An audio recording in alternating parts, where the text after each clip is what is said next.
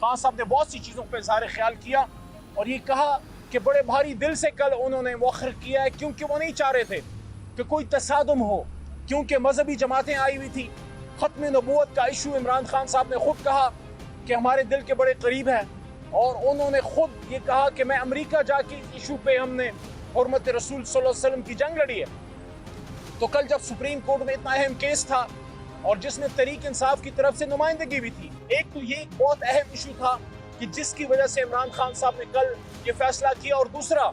چونکہ آخری وقت میں پھر حکومت نے گھبرا کے NOC ختم کی ہے، تو خان صاحب نہیں چاہ رہے تھے کہ تصادم ہو، لیکن کل انہوں نے بڑے دل کا مظاہرہ کیا ہے اور ان سب لوگوں کو میسج دیا ہے کہ انتشاری ہم نہیں ہیں، انتشاری کوئی اور ہے۔ ہم نے کل پھر اس ملک کو ایک دوسرے 9 مئی سے عمران خان صاحب نے بچایا ہے۔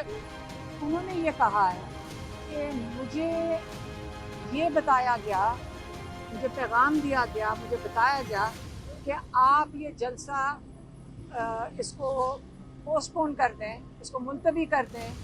کیونکہ یہاں پہ خدشات ہیں انتشار کے، کیونکہ یہاں پہ مذہبی جماعتیں وہاں پہ سپریم کورٹ کے آگے پروٹیسٹ کر رہی ہیں۔ حالانکہ جہاں پہ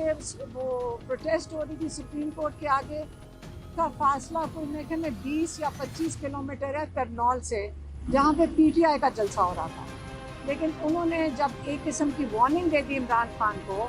کہ جی یہاں پہ انتشار ہوگا، تو عمران خان کہتے ہیں